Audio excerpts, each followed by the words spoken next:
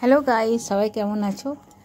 তো আজকে আমরা যাচ্ছি একটা বিয়েবাড়ি। বিয়েবাড়িটা এখানে নেই, মানে আছে অন্ডালে। তো যাচ্ছি এখন সবাই মিলেই। তো এইদিকে শিয়ায় যে রেডি, গলাটা যে কী হয়েছে না, সকাল থেকে খসখস খসখস করে যাচ্ছে। তো মোটামুটি সবাই রেডি হয়ে গেছে। শিয়া আবার এলো, একবার করে ওর নিজের রুমে যে কী করে আমি বুঝতে পারি না। একবার রেডি হবে আর একবার বেরোবে, একবার ও ঘড়িটা ভুলে গেছিলো, আমারও ঘড়িটা রুমে ছিল।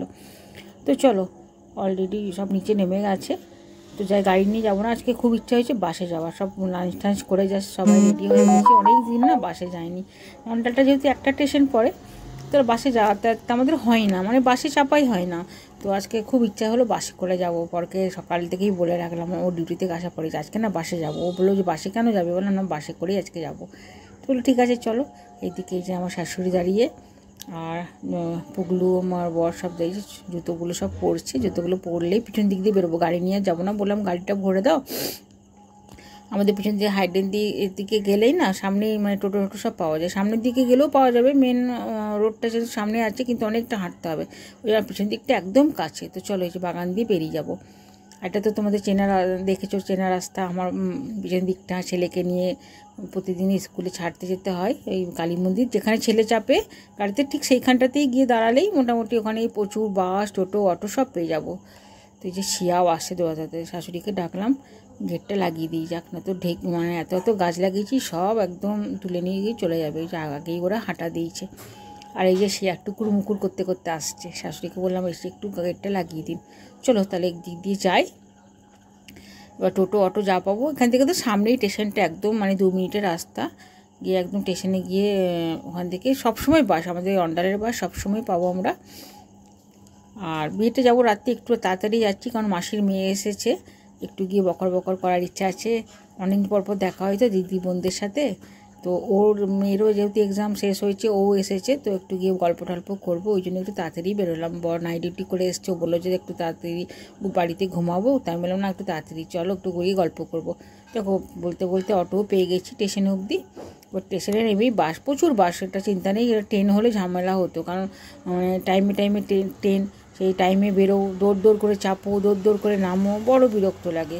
আর বাসের তো সেটা নেই, ইচ্ছা মতন যাও, ইচ্ছা মতন বাসে চাপো। কিন্তু এখন বাজছে প্রায় জানো কটা, 2:10, প্রচণ্ড রোদ, মানে রোদটা একদম ঠিকরে পড়ছে। আমি মানে বাড়ি থেকেই বেরিয়ে চিন্তা করতে করতে যাচ্ছি, বাসের ডান দিকটায় বসবো সিটে না বাঁ দিকটায়, রোদটা কোন দিকে হবে।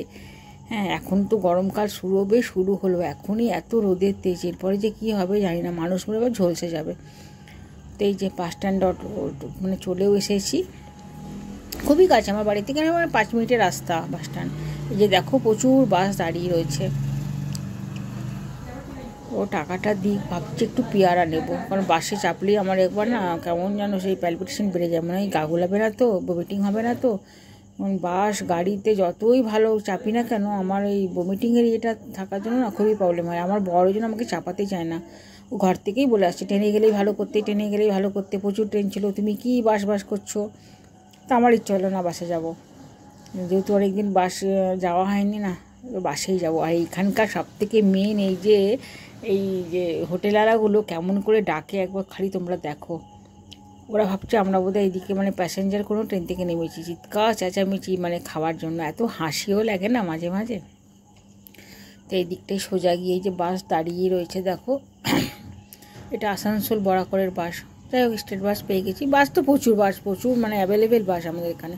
তো চলো গিয়ে দেখি, মা সিট তো পেলাম পিছন দিকে, আমার যা ব্যাক পেন, কোমর ব্যথা করবে না কি রে বাবা। পুগলু তো আগে ওইদিকে সিট নিয়ে বসে গেছে, আমি ওই পাশে বসেছি। আমি চিন্তা করছি যে রোদটা কোন দিকে আসবো, ওই দিকে না এইদিকে। বাসটা বেশ খালি খালি আছে, একদম ভিড় নেই। বেশি ভিড় হলে না, গ্যাঞ্জাম হলে হাওয়া বাতাসগুলো মনে হয় আমার আটকে যাচ্ছে। তো দেখলাম দুপুরবেলার বাস, মনে হয় মানে হালকা ফুলকাই যাবে। আর বাসের কন্ট্রাক্টর এই যে নিচে পান পরাগ নাকি খাচ্ছে দাঁড়িয়ে দাঁড়িয়ে, কতক্ষণে ছাড়বে জানি না। বেশ ভালোই লাগছে। বরকে বললাম একটু পেয়ারা একটু হাজবোনা নিয়ে আসো, খেতে খেতে যাওয়া যাবে। ট্রেন বা বাস এখানেই চাপি না কেন, একটু খেতে খেতে গেলে বেশ ভালোই লাগে বলো। বাস বললো এক্ষুনি ছেড়ে দেবে, 2-3বার জিজ্ঞেস করলাম কতক্ষণে ছাড়বে, বললো এক্ষুনি ছেড়ে দেবে। আর ওই যে আগের বাসগুলো দাঁড়িয়ে আছে, ওইগুলোও সব ওই বরাকর, আসানসোল সব। আমাদের এখান থেকে মোটামুটি পুরুলিয়া টরুলিয়া, দীঘা, মালদা সব বাস পাওয়া যায়। চলো বলতে বলতে বাস ছেড়েও দিয়েছে, স্টেশন থেকে বাস এবার বেরিয়ে যাচ্ছে। এই যে পাশের বাসটা দাঁড়িয়ে রয়েছে, এটা মনে হয় দীঘার বাস। তারাও দেখি সামনে লেখা হবে, না পুরুলিয়ার বাস, এটা দুর্গাপুর পুরুলিয়ার বাস। তো চলো বাস ছেড়ে দিয়েছে, ওই মোটামুটি আধ ঘন্টা 40 মিনিটের মতো লাগবে। সোজা গিয়ে বাড়িতে যাব, বিয়ে বাড়িতে যাবো প্রায় রাত্রেবেলায় 8:30 পৌনে 9টার সময়। বিয়েটা হচ্ছে, বিয়ে বাড়িটা আমাদের ইনভাইট আছে রামপ্রসাদপুরে, তো সেখানেই যাব খেতে। কি ভাল লাগছে, বেশ রোদটা হালকা হালকা গায়ে লাগছে, ঠান্ডা ঠান্ডা হাওয়াটাও দিচ্ছে। প্রথমে একটু ভয় ভয় পাচ্ছিলাম যে এই রে রোদ লাগবে, মুখ টুকগুলো আবার পুড়বে, দেখলাম না, বেশ সুন্দর হাওয়াটা দিচ্ছে। রোদটা অতটা মানে যে গায়ে যে ঠিকরে পড়ার মতো সেটা না। এই মাঠটা, সেই যে আমাদের কল্পতরু মেলা মাঠটা দেখো খাকা করছে, কিন্তু দুটো দেখলাম রাইডসগুলো দুটো রয়ে গেছে, খোলেনি, জানি না কেন। কাঠের দোকানগুলো তো সারা বছর এখানে থেকেই যায় মাঠটার পাশে। এই জানুয়ারি মাসটায় কত ভিড়, কত কত লোক এই মেলাটা মাঠটাতে থাকে। এখন দেখো পুরো নিস্তব্ধ, ফাঁকা, ধুধু করছে, একটা জনপ্রাণী নেই। বাস যখন চলে তখন কি সুন্দর দেখতে লাগে, সাইডের দোকানগুলো হু করে সব পেরিয়ে যাচ্ছে। আর এই যে রাস্তাটা, এটা জিটি রোডটা আমাদের ধরলাম, এটা আমরা উপর দিকে সিটি সেন্টারে ঢুকবে বাসটা, সিটি সেন্টার মনে 5-10 মিনিট দাঁড়াবে, তারপর ওখান থেকে আবার শুরু করবে। আর নিচে যে বাঁ দিকে রাস্তাটা চলে যাচ্ছে, আমরা যখন গাড়ি নিয়ে বাপের বাড়ি আমি যাই তখন এই নিচে রাস্তাটা ধরি। এটাতে গেলে কি হয়, এটা একদম সোজা মানে হাইওয়ে ধরে জিটি রোডটা ধরে গিয়ে সোজা একদম অন্ডালে গিয়ে ঢুকি। কিন্তু বাস যেহেতু সেটা তো সিটি সেন্টার হয়ে ঘুরেই যাবে, সিটি সেন্টার স্টপেজ আছে, এই একটা ফ্লাইওভারের ওপরে চেপে যাচ্ছি। আর নিচের এই যে বাঁ দিকে রাস্তাটা দেখো, এটা সোজা গিয়ে মিশেছে হাইওয়েতে। তো এটা ঘুরলেই তোমরা দেখতে পাবে, এই যে দেখো কত কত গাড়ি যাচ্ছে নিচ দিয়ে, সুন্দর দেখতে লাগছে না? একটা উপরের রাস্তা, একটা নিচের রাস্তা। তো বাসটা এই যে ঘুরে আবার সিটি সেন্টার দিকে ঢুকবে, আবার ওখান থেকে ঘুরে আবার বাসটা বেরোবে। এখানে যে ঘোরাঘোরাগুলো দাঁড়িয়ে আছে, এগুলো সব বিয়ের পারপাসে সব বুক করা হয়। অনেকে বিয়ের পারপাসে মানে ঘোড়া গাড়ি করে যায়, দেখতে বেশ সুন্দর লাগে। রাস্তার ধারে কতটা জায়গা, এই জায়গাটা যে কার, যতবার বাসে করে বা গাড়ি নিয়ে যায় সিটি সেন্টার, বরকে জিজ্ঞেস করতে করতে যাই জায়গাগুলো কার, এত জায়গা, পুরো গাছে ঘাসে ঘেরা। সিটি সেন্টার ঢুকে গেলাম বলতে বলতে। বাসটা বেশ ভালোই যাচ্ছে, ভাবছিলাম বোধহয় দিকির দিকির করে যাবে, দেখলাম না, বেশ ভালোই যাচ্ছে। এখানে আবার কতক্ষণ দাঁড়াই দেখি। বাসে আবার এই একটা প্রবলেম, ট্রেনে গিয়ে গিয়ে আমাদের এমন অভ্যাস হয়ে গেছে না, মানে বাসের কোনো এক্সপিরিয়েন্সই নেই আমাদের। কত বছর আগে যে বাসে গেছি তার কোনো ঠিক ঠিকানা নাই। না দেখলাম বেশিক্ষণ দাঁড়ালো না, কিন্তু সিটি সেন্টার থেকে বেশ ছেড়ে দিল বাসটা। সিটি সেন্টার থেকেই বাস বেরোচ্ছে আমাদের। ট্রেনে এসেছে। আর আমাদের বাপের বাড়িটা, আমার বাপের বাড়িটা একদম স্টেশনের কাছে, মানে স্টেশন থেকে হেঁটেই যেতে পারবে। তো ওই জন্য আমরা বাসে আসিও না। আর বাসে না খুব মানে অসুবিধা হয়, মানে বাসটা ডাইরেক্ট অন্ডাল স্টেশনে ঢোকেও না, মানে অন্ডাল মোড়ে নামিয়ে দেবে, সেখান থেকে আমাদেরকে আবার মানে অটো রিজার্ভ করতে হয় বা টোটো রিজার্ভ করতে হয়, করে একদম বাড়ি যেতে হয়। আমাদের ট্রেনটাই সুবিধা লাগে, ট্রেন থেকে নামলাম, টোটো করলাম, এবং সোজা বাড়ি। তো যাই হোক, আমার শখের জন্য আজকে বাস করা হয়েছে। আর এই যে বাসটা তো যাচ্ছে, আবার একবার করে না যেখানে যেখানে দাঁড়াচ্ছে, রোদটা বেশ তুকর লাগছে। আমি বোকার মতন যেই দিকটায় রোদ, মানে বলে না বোকার বুদ্ধি, ঘর থেকে ইমাজিন করতে করতে এলাম ডান দিকে রোদ হবে, বাঁ দিকে রোদ হবে, কিন্তু ঠিক মানে কী যে হলো জানি না, যেদিকে রোদ আমি সেই দিকেই বসেছি। আর সূর্যটা দেখো আগুন মানে ফেলছে মনে হচ্ছে। এখন বাজছে প্রায় 3টে, এত তাপ দিচ্ছি, একদম ভর দুপুর। এরপরে মনে হয় বাসে করে আর কোথাও যাতায়াত করতে পারবো না, এখনই এত রোদের তাপ, এরপরে কি আর সহ্য করতে পারবো? বাবাকে এর আগে ফোন করে বলেও দিলাম যে আমরা আসছি, কত বড় ফ্ল্যাটটা এখানে তৈরি হচ্ছে দেখো, একদম জিটি রোডের পাশে। কি সুন্দর না, এইসব জায়গায় ফ্ল্যাট কিনলে দারুণ। আমার তো এই জিটি রোডের পাশে ফ্ল্যাট কেনার খুব শখ, এরকম একটা বাড়ি থাকবে, আর মানে গাড়ি ঘোড়া সব বেলকনিতে বসে বসেই দেখতে পাবো। হ্যাঁ, ডাস্ট উঠবে ঠিকই কথা, কিন্তু ভালোও লাগে। বাস হু করে পেরিয়ে যাচ্ছে, রোডটা কি ভালো লাগছে দেখতে। আর এই যে আমাদের অন্ডাল ঢোকার আগে যে কারখানাটা, এই চিমনিগুলো দেখলেই বোঝা যায় নিচে চলে এসেছি, একদম অন্ডালের কাছাকাছি। ট্রেনে গেলেও এটা দেখা যায়, এই যে ডিবিসি পাওয়ার প্ল্যান্টটা, আর তোমার বাসে করে গেলেও এটা দেখা যায়। চলো দেখতে দেখতে চলে এসেছি অন্ডাল মোড়, নেমেও গেলাম, অনেকটা এগিয়ে গিয়ে নামালো। আমি ভাবলাম মুখটাতে নামাবে, হাঁটতে হবে না ব্যাক পেনের জন্য, ও বাবা একদম নামালো কতটা এগিয়ে গিয়ে। দেখো তো কোথায় আমরা যাবো আর কোথা থেকে আমাদের নামিয়ে দিয়েছি। চলো এবার একটু হেঁটে আগাতে হবে। সঞ্জীব কোথায় গেল দেখি, ও তো চলে এসেছে। চলো তাহলে আগাই। ওইখান থেকে গিয়ে টোটো রিজার্ভ করে নেবো এবং বাড়ি অবধি সোজা গিয়ে বাড়িতে একটু গিয়ে রেস্ট করব। খুব মাথাটা ধরেছে, আসার ইচ্ছাই ছিল না, যেহেতু পুগলুর ফাইনাল এক্সাম চলছে। কালকে এক্সাম নেই বলে আসতে পেরেছি, যদি এক্সামটা কন্টিনিউ থাকতো না তাহলে হয়তো আসতাম না। কিন্তু এক্সাম নেই বলেই বললাম যে চলো, এক্সাম যখন নেই তাহলে যাওয়া যাক। আমি ভাবলাম সামনেই নামাবে, দেখো কতটা দূরে আমাদেরকে নামিয়ে দিয়েছে। হুড় করে চলে যাচ্ছিলো। আমি বললাম কী রে বাবা, একদম সোজা কি আসানসোলে দাঁড়াবে নাকি? বড় কি সেটা করে বললাম দাঁড়াবে না, বললো দাঁড়াবে দাঁড়াবে। আর এই যে ওই পাটটা দিয়ে আমরা গাড়ি নিয়ে যখন আসি, এই যে এটা ফ্লাইওভারটা আছে, ফাঁকটা দিয়ে এসে আবার এদিকে ইয়ে করি, বেঁকে যাই। গলাটা পুরো শুকিয়ে গেছে। বরকে বললাম একটু কিছু খাওয়াও, ঠান্ডা গরমও লেগে গেছে প্রচণ্ড। তো ওরাও বলছে একটু কিছু খাবো, একটু বাড়ির জন্য একটু মিষ্টি টিষ্টি দই টইও কিনবো। তো চলো, এই দোকানটাতে বেশ ভালো মিষ্টি পাওয়া যায়, এখানে গিয়ে একটু ঠান্ডা ঠান্ডা কিছু খাই।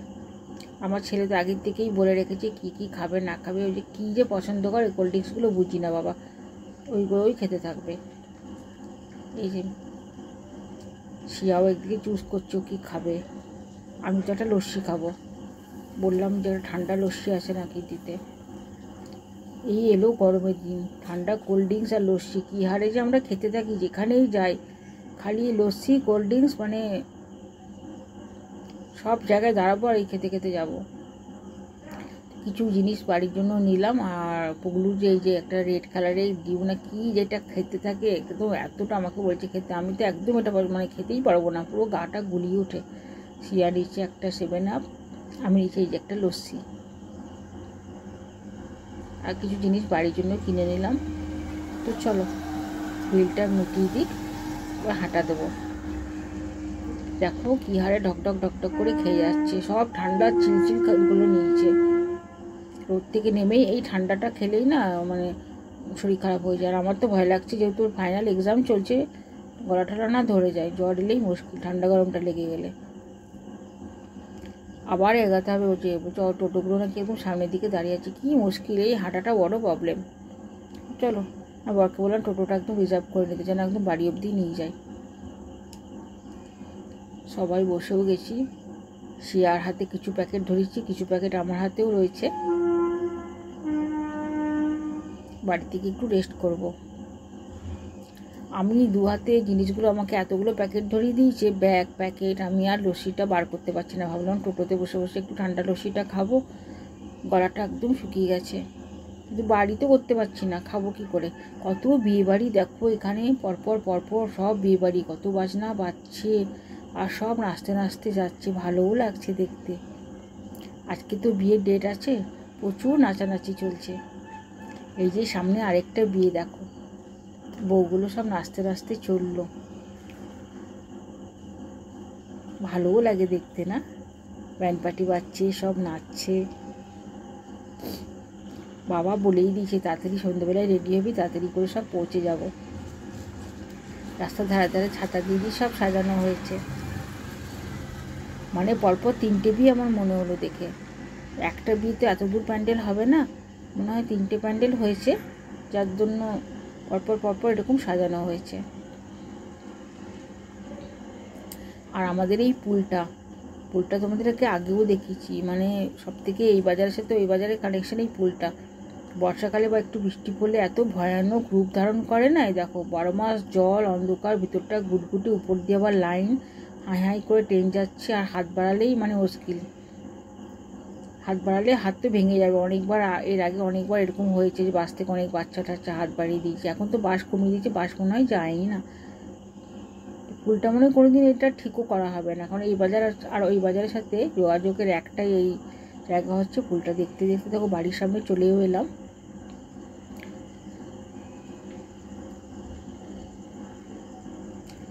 এদিকে পাঁচিলটা কত উঁচু করে দিয়েছে, এপাশে যে রেলের পাঁচিল দিয়েছে। আমাদের ফ্ল্যাটটা পড়ছে ডান দিকে। দাঁড়াও নেমে ভালো করে দেখা। এই যে এখন ভর দুপুর তো 3:30 মতন বাজছে, ওই জন্য বাইরে কেউ নেই, সবাই মনে হয় ঘুমাচ্ছে। এটা বিকেল হলে সব বাইরে বসে থাকতো, কিন্তু এখন দেখো একটা জনপ্রাণী নেই, সব ঘুমিয়ে পড়েছে। এই গরমকাল এলো, বাইরে কাউকে দেখা যাবে না, সব মনে হয় ঘরে ঘুমাবে।